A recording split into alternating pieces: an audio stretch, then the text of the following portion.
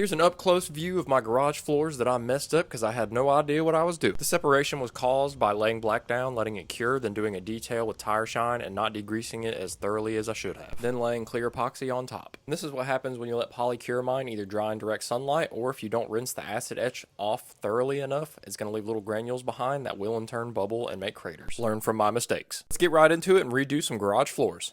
We are going to be using 2 gallons of the Recoating primer, as well as 2 2.5 car kits of the Rock Solid by Rustoleum. With this Recoating primer, you do not have to sand, but I wanted to make sure I got as strong of a bond as possible. Yes, I did all of it with a palm sander because I got no bitch in my blood. I'm also cheap and didn't want to drive an hour away and pay $75 to rent a floor sander. Now that we're done sanding, let's get to degreasing. This is a very strong concrete degreaser. You're just going to put it down and scrub it, but you also don't want to let it dry on the floor because it will leave residue behind. Residue's bad, okay? And I do apologize for sounding sick. I did have strep throat while I was doing this video, and I'm still getting over it. I also apologize for the lack of content. I have had a very long to-do list before we go to Vegas for SEMA. For those who don't know, I do have a beautiful wife and 2 daughters under the age of 5, so it's been nice just to kick back and enjoy family time. This process did take me 2 days. Day 1 was sanding, degreasing, and priming, and day 2 was recoating the floor. Once the floors are degreased and scrubbed thoroughly, we are going to rinse it off.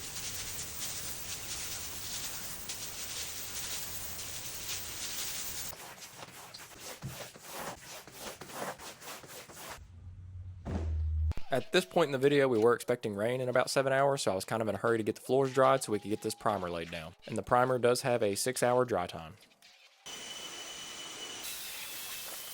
I did go ahead and get this little outside portion of the garage coated with primer first. That way, in case the rain got here a little earlier, I could go ahead and close the garage and finish the rest of it. Now we're going to go ahead and knock out all the trim pieces around the edges. And finally, we're going to get to rolling on this primer. The primer is super thick and you only need 1 coat of it.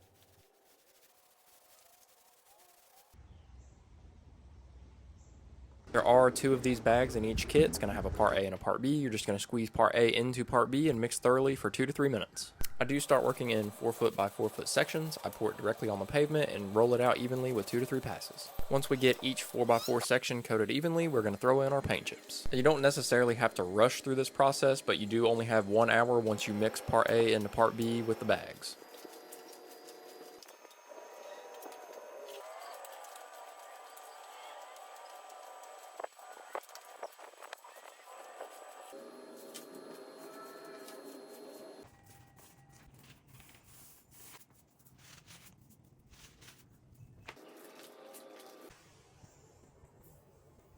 Here's just a quick before and after shot, as well as a few close-ups.